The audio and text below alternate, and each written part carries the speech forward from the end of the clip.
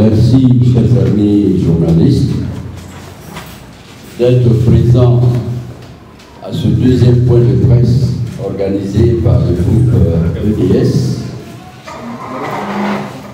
Une question préoccupe les Ivoiriens en cette période. Il s'agit de la question touchant à l'homosexualité. Dans l'opinion nationale, il s'est dit qu'une loi devait être déposée sur la table de l'Assemblée nationale en vue de l'adoption d'une loi sur l'homosexualité. Qu'en est-il en réalité? C'est la raison pour laquelle nous vous avons invité à ce point de presse où nous allons vous donner la lecture que fait le groupe EDS et sa position. Je vais laisser la parole à l'honorable Dago Auguste pour vous lire notre déclaration sur la question. Je vous remercie. Merci, Président. Déclaration du groupe parlementaire EDS sur le projet de modification de l'article 226 de la loi numéro 2019-574 du 26 juin 2019 portant code pénal appelé loi sur l'homosexualité. Nous constatons depuis un certain temps qu'il est distillé dans l'opinion nationale et internationale, à travers les réseaux sociaux et tous les canaux de communication, une information selon laquelle le gouvernement aurait déposé sur la table des députés un projet de loi tendant à légaliser l'homosexualité en Côte d'Ivoire par la modification de l'article 226 du Code pénal du 26 juin 2019. Les mêmes sources font état de ce que les députés s'apprêteraient à voter en faveur de ce projet de loi et donner ainsi forme au dit projet. Le point de presse de ce jour vise pour l'essentiel à donner à l'opinion nationale et internationale la position du groupe parlementaire EDS sur cette question qui préoccupe au plus haut niveau les Ivoiriens.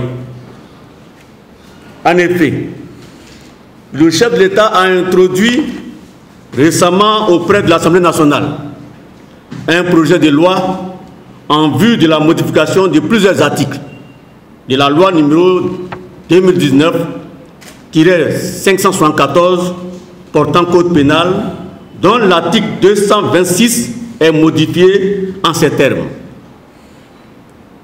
Au sens de la présente section, est qualifié de discrimination, toute distinction, exclusion, restriction ou préférence fondée sur l'origine nationale ou ethnique, la race, la couleur, l'ascendance, le sexe, la situation des familles, l'état de grossesse, l'apparence physique, la vulnérabilité résultant de la situation économique apparente ou connue, le patronyme, le lieu de résidence, l'état de santé, le handicap, les mœurs, l'orientation sexuelle, l'âge, les opinions politiques, religieuses ou philosophiques, les activités syndicales qui ont pour but ou pour effet de détruire ou de compromettre la reconnaissance, la jouissance ou l'exercice dans les conditions d'égalité des droits de l'homme et des libertés fondamentales dans les domaines politiques, économiques, social et culturel ou dans tout autre domaine de la vie publique. Il se déduit de cet article 226 nouveau que désormais dans notre pays sera considéré d'acte de discrimination et donc condamné comme tel tout acte, tout agissement ou propos portés contre l'orientation sexuelle d'une personne. À ce stade, il est bon de préciser que l'orientation sexuelle englobe dans sa définition l'homosexualité, la zoophilie, la pédophilie, etc. Ainsi vu, ces actes devraient être désormais acceptés par la société ivoirienne en les considérant comme des actes exprimant la liberté qu'a toute personne d'orienter sexuellement sa vie.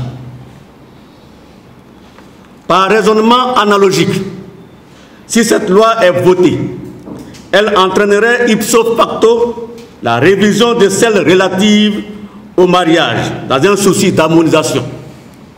Dès lors, l'on assisterait désormais en Côte d'Ivoire à la célébration des mariages des homosexuels dans nos mairies et lieux dédiés à cela. Le groupe parlementaire EDS, tout en réaffirmant son attachement aux valeurs de liberté et d'opinion et son engagement dans la lutte contre toute forme de discrimination, s'est opposé au vote de cette loi en commission et a demandé purement et simplement le retrait de l'expression orientation sexuelle. En effet, lors du vote de cette loi le 28 octobre dernier, le groupe parlementaire EDS a demandé que cette expression soit retirée du texte pour plusieurs raisons.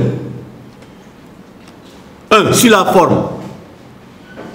Il est à remarquer que l'expression orientation sexuelle a été introduite malicieusement dans le texte, en ce sens qu'il n'a été ni annoncé ni justifié dans l'exposé des motifs. Il aurait fallu, en effet, que le gouvernement motive les raisons pour lesquelles le vote d'un tel article est opportun en termes d'avancée dans la société ivoirienne. 2. Sur le fond, la validation d'une telle loi entraînerait l'acceptation et la célébration des mariages homosexuels en Côte d'Ivoire, ce que les Ivoiriens dans leur majorité ne sont pas prêts à accepter. Par ailleurs, notre État d'Africains et d'Ivoiriens en particulier, attaché à nos mœurs et valeurs culturelles, accepterait difficilement des relations officielles entre personnes du même sexe, voire entre une personne et un animal.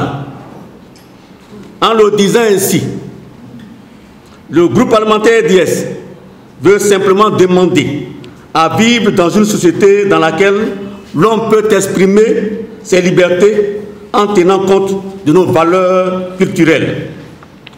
Nous refusons le transbordement systématique des pratiques occidentales dans nos sociétés africaines, encore attachées à nos valeurs qui constituent leur essence.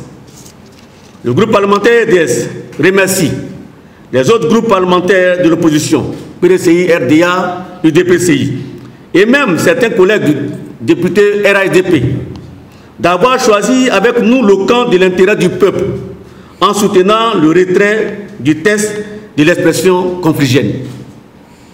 Nous voudrions par ailleurs saluer l'esprit de compréhension et d'honnêteté intellectuelle dont a fait preuve l'émissaire du gouvernement en s'inclinant devant la volonté majoritaire pour que triomphe la démocratie et surtout les valeurs fondamentales auxquelles nous restons pour l'heure attachés.